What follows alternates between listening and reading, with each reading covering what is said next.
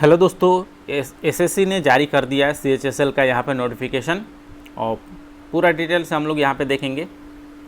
देखिए नोटिस जो दिया गया है सीएचएसएल का, यहाँ पे combined higher secondary 10+2 level exam 2023, यानी कि आपका जो रजिस्ट्रेशन होगा इसमें ऑनलाइन एप्लीकेशन भरा जाएगा वो आपको 9/5/2023 से लेकर 8/6/2023 तक लगभग यहाँ पे कहा जाए तो 25 दिन समय दिया गया है। आपको 25 से 26 दिन समय दिया गया फॉर्म भरने का और आपको 8/6 तक पूरा फॉर्म भर के फिलअप करके आपको फिल कर देना है। फॉर्म को ऑनलाइन ही फॉर्म भरा जाएगा और यहाँ पे कहा जा रहा है कि 10/6 तक आप इसमें पेमेंट कर सकते हैं, यानी पेमेंट डिले हो गया है तो पेमेंट आप ऑनलाइन भी कर सकते हैं और चालान के माध्यम से ऑफलाइन भी पेमेंट कर सकते हैं। ठीक है, यहाँ पे एग्ज़ाम जो लिया जाएगा सीएचएसएल का, हम एक एक चीज़ यहाँ पे डिटेल से बताएंगे। यदि आप चैनल पर नए हैं तो ज़रूर सब्सक्राइब कर लीजिए ताकि इस तरीके के अपडेट आपको मिलते रहेंगे। और सीएचएसएल में पूरा हर चीज़ बताएंगे, आपको सिलेबस भी बताएंगे, सभी चीज़ें बताएंगे कि सिलेबस में क्या क्या आपसे पूछी जाएंगी, कौन से लोग अप्लाई इसमें कर सकते हैं, मिनिमम एज क्या होगी, मैक्सिमम एज क्या होगी। लेकिन जो आपका इसमें एग्ज़ाम जो लिया जाएगा, Tier 1 एग्ज़ाम जो होगा, कंप्यूटर बेस्ड एग्ज़ाम होगा, अगस्त में एग्ज़ाम लिया जाएगा। ठीक है, और Tier 2 का यहाँ पे एग्ज़ाम डेट अभी तक नहीं दिया गया है। और इसमें वैकेंसी जो निकाली गई है लगभग 1600 वैकेंसी है, यानी कि 1600 वैकेंसी बहुत ज़्यादा वैकेंसी होती है। तो इसके लिए आप यदि प्रिपरेशन कर रहे हैं तो बहुत अच्छी बात है, नहीं तो अभी से लग जाइए। इसमें जो पोस्ट निकाली गई है वो यहाँ पे हम लोग देख लेते हैं। लोअर डिविजनल क्लर्क यानी कि LDC जिसको बोलते हैं, और इसके बाद आपका JSA यानी कि जूनियर सेक्रेटेरियल असिस्टेंट के लिए लेवल 2 से यहाँ पेमेंट दिया जाएगा। 19,009 से लेकर 63,200 तक आपको पेमेंट दिया जाएगा। इसके बाद सेकंड जो यहाँ पे पोस्ट है, जैसे में DEO यानी कि डाटा एंट्री ऑपरेटर के लिए है, 25,000 से लेकर के 81,000, 25,500 से लेकर 81,100 तक यहाँ पे पेमेंट दिया जाएगा। और लेवल ये 4 है। लेवल 5 में जब आप पहुँचेंगे तो 29,200 से लेकर के 92,300 तक पेमेंट आपकी हो जाएगी। इसके बाद डाटा एंट्री ऑपरेटर में ग्रेड A के लिए यहाँ पे पेमेंट लेवल 4 से आप देख सकते हैं कि 25,000 से लेकर 25,500 से लेकर यहाँ पे 81,100 तक की यहाँ पे मिलेगी। अब देखिए वैकेंसी जो दी गई है यहाँ पे लगभग अप्रॉक्स यहाँ पे 1600 वैकेंसी निकाली गई है इस बार।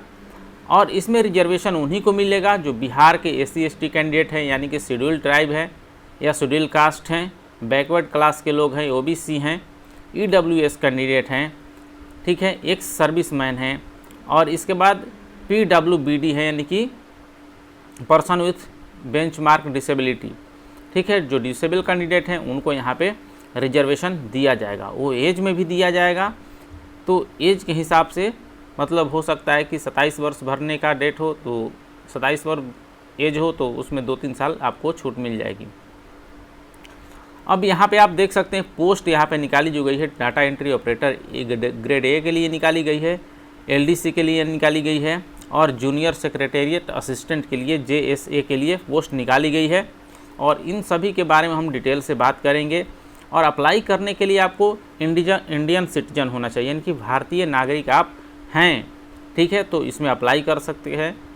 यहाँ पे एक और चीज़ जोड़ी गई है कि ये कैंडिडेट मस्ट बी आइदर, या आप नेपाली हैं, ठीक है, भूटानी हैं तो भी आप भर सकते हैं। ठीक है ना, और भी यहाँ पे दिए गए हैं। तो हम चलिए जो भी इम्पोर्टेंट चीज़ें हैं इसको देख लेते हैं। अब यहाँ पे एज की बात कही जा रही है, तो एज आपका यहाँ पे 1/8/2023 से काउंट किया जाएगा। ठीक है, यानी कि मिनिमम एज इसमें अप्लाई करने के लिए आपको 18 वर्ष मांगी गई है और मैक्सिमम यहाँ पे 27 वर्ष मांगी गई है, जो कि यहाँ पे लिखा हुआ है। अब जिनकी एज 18 से कम है वो तो भर नहीं सकते हैं, लेकिन जिनकी 27 से ऊपर है वो भर सकते हैं। लेकिन कैंडिडेट वो SC/ST होना चाहिए, OBC होना चाहिए, इसके बाद PWBD होना चाहिए। ठीक है ना, यानी कि देखिए एज में उनको छूट दिया जाएगा। जो OBC कैंडिडेट है उनको 3 साल, ST/ST कैंडिडेट के लिए 5 साल, PWD कैंडिडेट के लिए आपको 10 साल दिया गया। PWD ओबीसी के लिए 13 साल, इसी तरीके से एसटी एससी के लिए पीडब्ल्यूडी कैंडिडेट तो 15 साल, एक सर्विसमैन के लिए 3 साल एक्स्ट्रा दिया गया है। डिफेंस पर पर्सनल डिसेबल्ड हैं तो उनको इनके लिए भी, यानी सभी के लिए आप देख सकते हैं यहाँ पे कुछ ना कुछ छूट दी गई है, यानी कि एज में अच्छी खासी छूट यहाँ पे दी गई है। डिवोर्स वुमेन्स हैं इनके लिए भी यहाँ पे 35 साल 40 साल तक यहाँ पे, एक्स एम्प्लॉय हैं तो उनके लिए भी यहाँ पे, सेंट्रल एम्प्लॉय हैं उनके लिए भी यहाँ पे छूट दी गई है एज में। तो ज़्यादा उसको हम बात नहीं करेंगे, आगे की तरफ बढ़ते जाएंगे। आगे में देखिए जो इम्पोर्टेंट चीज़ें हैं उसको पहले बता लेते हैं यहाँ पे आपको। इसमें जो एग्ज़ाम लिया जाएगा आपका, पहले तो रिटन एग्ज़ाम होगा, ऑब्जेक्टिव टाइप एग्ज़ाम होगा, उसकी पूरी सिलेबस आपको बताई जाएगी कि क्या क्या पूछे जाएंगे, कहाँ कहाँ से क्वेश्चन रहेगा आपका, ये सारी चीज़ें आपको हम यहाँ पे बताएंगे, ठीक है। और जो पोस्ट मैंने बता ही दिया कि डाटा एंट्री ऑपरेटर रहेगा, ग्रेड ए रहेगा इसमें, और इसके बाद ये आपको GSA इससे भी पोस्ट रहेगा, DEO से भी पोस्ट रहेगा। तो ये सब आप अप्लाई करेंगे तो किसके लिए अप्लाई करना है ये आपको खुद डिसाइड करना है, ठीक है ना। इसके बाद पे स्केल जो कही जा रही है कि पे स्केल क्या होनी चाहिए, पे स्केल यहाँ पे जो आपका एप्लीकेशन फ़ी रहेगा वो मात्र 100 रुपये रहेगा, ठीक है। यानी कि अप्लाई करने के लिए आप जनरल कैटेगरी से बिलोंग करते हैं, ओबीसी से बिलोंग करते हैं, तो आपको मात्र यहाँ पे 100 रुपीज़ देनी है अप्लाई करने के लिए। अब SC ST कैंडिडेट हैं, वुमेंस कैंडिडेट हैं, तो आपको एक सर्विसमैन, PWBD कैंडिडेट हैं, आपको कुछ भी इसमें नहीं देना है अप्लाई करने के लिए। ऑनलाइन आपको अप्लाई करना है, जो आप फॉर्म भरेंगे उस समय आपको ऑनलाइन भी आप फॉर्म भर सकते हैं ऑनलाइन, और पेमेंट भी ऑनलाइन आप कर सकते हैं। अब यहाँ पे सबसे इम्पॉर्टेंट आपको एक चीज़ है कि यदि आप फॉर्म भरते समय कुछ गलती कर लेते हैं तो करेक्शन के लिए भी यहाँ पे समय दिया गया है। फॉर्म भरने के बाद, पूरा कंप्लीट होने के बाद 14/6/2023 से लेकर 15/6/2023 तक 24 घंटे के लिए, 23 घंटे के लिए यहाँ पे विंडो ओपन रहेगा, उसमें जा कर के आप करेक्शन कर सकते हैं। लेकिन आप इतना करिए कि आप कोई गलती ना करें, और एग्जामिनेशन सेंटर आपको अपने हिसाब से चूज करना है। जिस रीजन में आप अप्लाई करेंगे, यानी कि आप सेंट्रल रीजन में अप्लाई करते हैं या ईस्ट रीजन में, ईस्टर्न रीजन में, कर्नाटका केरला रीजन में, मध्य प्रदेश सब रीजन में, नॉर्थर्न ईस्ट रीजन में, मतलब किसी भी रीजन में आप अप्लाई करेंगे तो इसके लिए अलग अलग वहाँ पे सेंटर दिए गए हैं, आप अपने हिसाब से सेंटर चूज कर लेंगे। एग्ज़ाम जो आपका एग्ज़ाम दिया गया है कि एग्ज़ाम शेड्यूल जब किया जाएगा तो टीयर 1 के लिए, टीयर 2 के लिए, यानी 2 एग्ज़ाम लिए जाएंगे, दोनों आपको यहाँ पे कंप्यूटर बेस्ड एग्ज़ाम लिया जाएगा। और जो भी एग्ज़ाम जैसे लिया जाएगा, सिलेक्शन भी आपका जब होगा तो आपको मार्क्स के हिसाब से ही आपका सिलेक्शन लिया जाएगा। नॉर्मलाइज जब स्कोर, आपका स्कोर कार्ड आएगा तो नॉर्मलाइज स्कोर कार्ड आएगा, जिसके आधार पे आपकी सिलेक्शन वहाँ पे पूरी की जाएगी। और भी बहुत सारी चीज़ें इसमें आपको देखने को मिलेगी, ठीक है ना। तो शेड्यूल जब एग्ज़ाम का हम लोग यहाँ पे देख लेते हैं एक सिलेबस छोटा सा, कि जब आपका एग्ज़ाम टीयर 1 लिया जाएगा, इसमें आपको इंग्लिश पूछे जाएंगे फर्स्ट, ठीक है ना। इंग्लिश बेसिक रहेगा, 25 यहाँ पे क्वेश्चन रहेंगे 50 नंबर के, ठीक है ना। 50 नंबर के 25 क्वेश्चन पूछे जाएंगे। इसके बाद जनरल इंटेलिजेंस पूछा जाएगा। जनरल इंटेलिजेंस में क्या रहेगा, आपका रीजनिंग टाइप क्वेश्चन रहेंगे, उसमें 25 क्वेश्चन रहेंगे, 50 मार्क्स के रहेंगे। इसके बाद क्वांटिटेटिव एप्टीट्यूड रहेगा, मैथ रहेगा, अर्थमेटिक, बेसिक अर्थमेटिक स्किल्स वाले क्वेश्चन रहेंगे, 25 क्वेश्चन 50 मार्क्स के। जनरल अवेयरनेस पूछा जाएगा, जीके रहेगा, उसमें आपको करंट अफेयर कुछ रहेंगे, 25 क्वेश्चन 50 मार्क्स के पूछे जाएंगे। आपको यहाँ पे 60 मिनट यानी कि 1 घंटा पूरा दिया जाएगा। आपको 100 क्वेश्चन करने के लिए आपको 1 घंटा दिया जाएगा, और ये क्वालिफाई रहेगा आप, ताकि टायर सेकेंड में जा सके।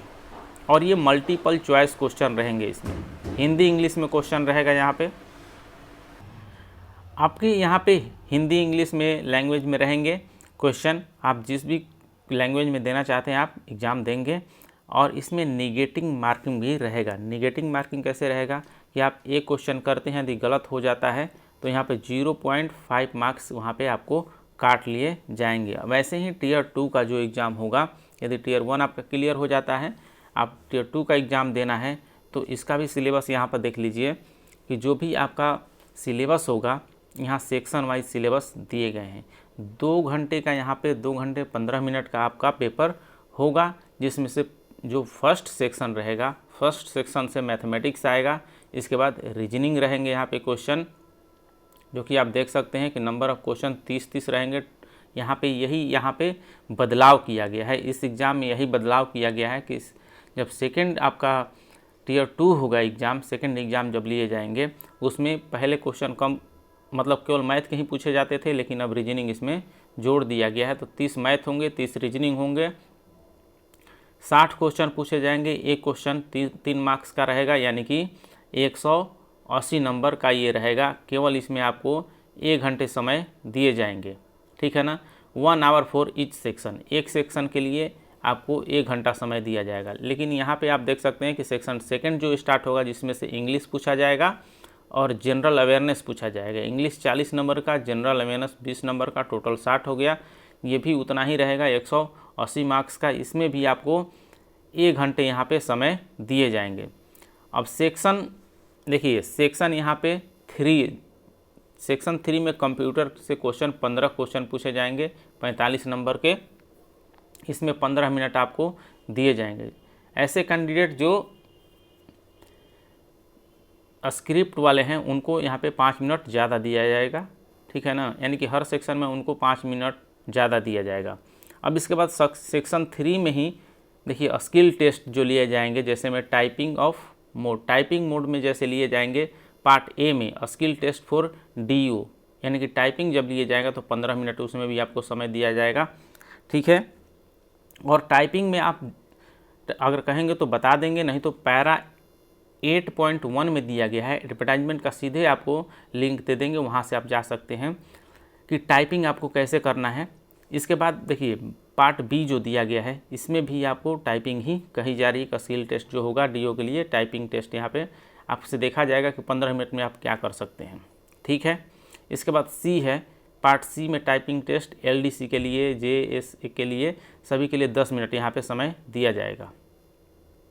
अब हम लोग यहाँ पे देख लेते हैं कि जो पार्ट ए है, यानी कि जो आपका स्किल टेस्ट लिया जाएगा पार्ट ए का, skill test for the post of DO, और यहाँ पर DO ग्रेड ए के लिए, जो कि आपकी मिनिस्ट्रियल पोस्ट है ये। और इसमें स्पीड जो होगी आपकी, यहाँ पे देख सकते हैं 15,000 दिया गया है 1 घंटे में टाइपिंग का कंप्यूटर पे, ठीक है ना।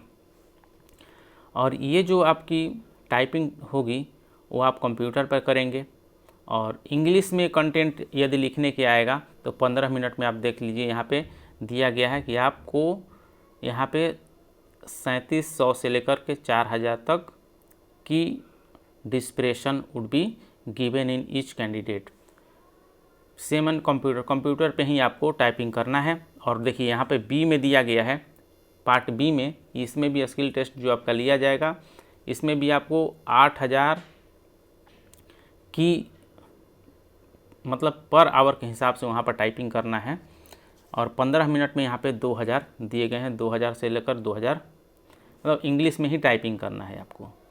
इसके बाद यहाँ पे सी सेक्शन सी के लिए LDC JSA के लिए दिया गया है, तो इसमें भी आपको इंग्लिश में टाइपिंग करना है, इंग्लिश या हिंदी, मतलब दोनों में से किसी एक में टाइपिंग आपको करना है, इंग्लिश या हिंदी में, ठीक है ना, यानी कि दोनों में से एक में आप टाइपिंग करेंगे। और यहाँ पे दिए गए हैं कि जो स्पीड आपके होने चाहिए 35 वर्ड पर मिनट के हिसाब से होने चाहिए, तो आप समझ जाइए। और यहाँ पे ये भी दिया गया है कि आपको 10,500 की पर आवर के हिसाब से यहाँ टाइप करना है। और इसके हिसाब से आप मतलब जो भी आप सीख रहे होंगे कहीं पे भी, तो आपको पता चल रहा होगा कि किस तरीके से आपको इसके लिए सीखना है। और सिलेबस यहाँ से स्क्रीनशॉट ले सकते हैं, इंग्लिश का, जनरल अवेयरनेस का, यहाँ से आप इसको स्क्रीनशॉट ले लीजिए। टायर 1 का है, ठीक है ना, टियर 1 का सिलेबस ये है। यहाँ से इंग्लिश, इसके बाद जनरल इंटेलिजेंस, इसके बाद यहाँ पे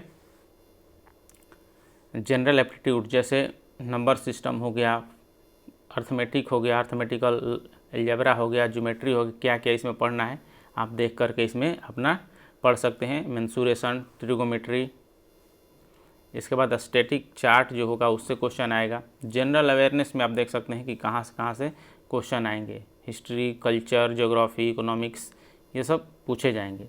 इसी तरीके से सेक्शन सी जो टायर 2 होगा मेंस का, उसका भी आप यहाँ पर स्क्रीनशॉट ले सकते हैं। तो आप स्क्रीनशॉट रोक करके वीडियो यहाँ पर स्क्रीनशॉट ले सकते हैं सभी का, इंग्लिश का भी, जनरल अवेयरनेस का, मैथ का, सबका यहाँ पे स्क्रीनशॉट ले लीजिए। अब इसी से आपको पढ़ना है। और फॉर्म भरते समय आपको ये ध्यान रखना है कि पोस्ट प्रेफरेंस जो आपको अच्छा लगता हो उसको पहले पोस्ट प्रेफरेंस में रखेंगे, ठीक है। पोस्ट प्रेफरेंस आपको देना है कि किस पोस्ट को पहले आप रखना चाहते हैं, यानी कि आपका सिलेक्शन यदि किस में पहले होना चाहिए और उसी के आधार पे आप पोस्ट प्रेफरेंस देंगे। जो भी 3 पोस्टें हैं उन पहले पे कौन रखना चाहते हैं, सेकंड पे, फिर थर्ड पे कौन सा रखना चाहते हैं, उसके हिसाब से आप पोस्ट प्रेफरेंस देंगे।